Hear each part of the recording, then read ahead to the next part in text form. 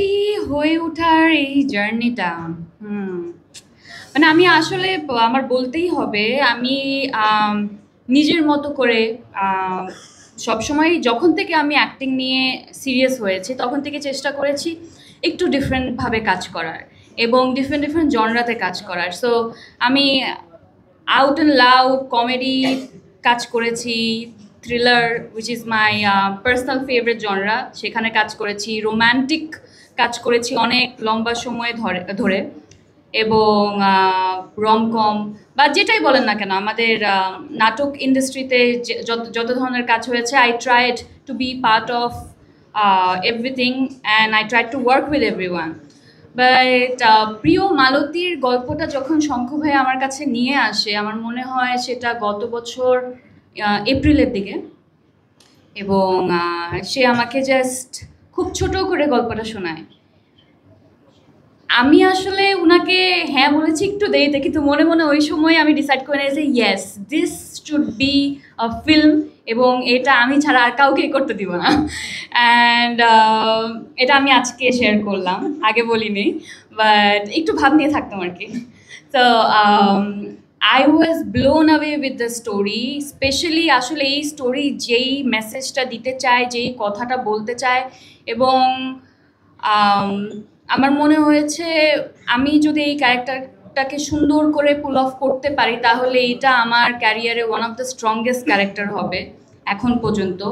এবং এই ধরনের গল্প নিয়েই আসলে সিনেমা হওয়া উচিত। আমরা সিনেমাটাকে আসলে হয়তো বা একভাবে দেখি এবং সিনেমাকে এক আম, মানে সিনেমা মনে করি আমরা একটু নাচ গান, সবাই অনেক আম, সুন্দর হবে, সেটাও সিনেমা।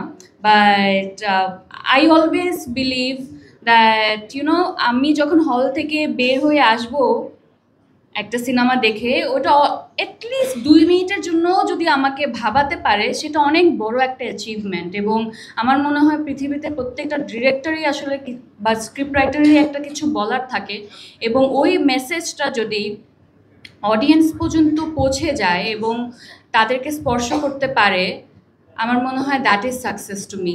সো আমার এই জার্নিতে প্রিয় মালতী হয়ে ওঠার পিছনে আমার নিজের হার্ডওয়ার্ক তো ছিল, বাট একা একা হার্ডওয়ার্ক করলে আসলে কিছুই হয় না।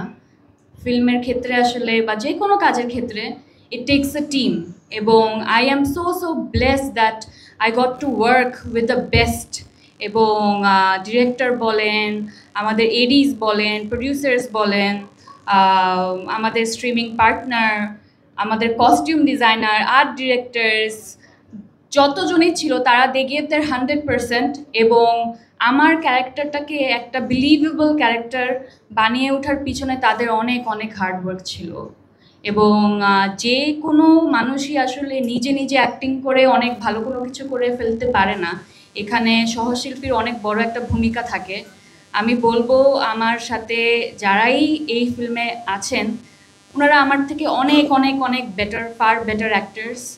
আমি এখানে সবচাইতে হয়তো বা জুনিয়র এবং লেস এক্সপিরিয়েন্সড বলবো ফিল্মের ক্ষেত্রে। আহ, আমার মনে হয় ওনারা সবাই আমাকে যেভাবে সাপোর্টটা দিয়েছেন, I was just reacting to what was happening around me.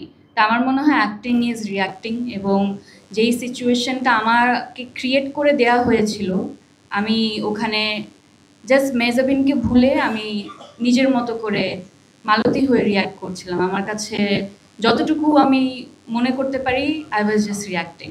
এবং আই আজকে আবারও আমি আমার টিমকে অনেক অনেক ধন্যবাদ বলতে চাই এবং আমার ডিরেক্টরকে আবারও অনেক অনেক ধন্যবাদ বলতে চাই এরকম পাওয়ারফুল, এরকম ডিফারেন্ট অ্যান্ড বোল্ড একটা ফিল্ম বানানোর জন্য।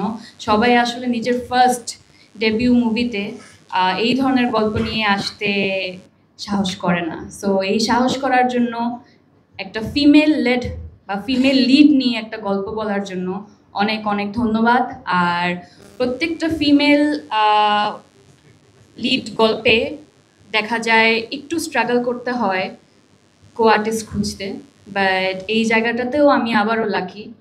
আমার কো আর্টিস্টরা এতটুকু বিলিভ করেছেন নিজের ক্যারেক্টারে that they feel confident that এটা কোনোভাবেই আসলে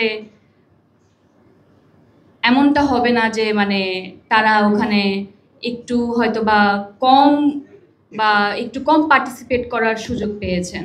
আমার মনে হয় everyone did there part wonderfully এবং আমাকে সহযোগিতা করেছে, এবং তারা যদি না থাকতো আমি আসলে প্রিয় মালতী হয়ে উঠতে পারতাম না। Thank you. আমার মনে হয় এখন এমসির জব থেকে আমি একটু বিদায় নেই, প্লিজ প্লিজ। এটা কি করা যায়? অপু ভাইয়া, thank you for being my saviour. আর আমি কেমন করেছি এমসি হিসাবে, 10-এ আমি কত পাবো এটা আপনারা আমাকে জানাবেন। Thank you.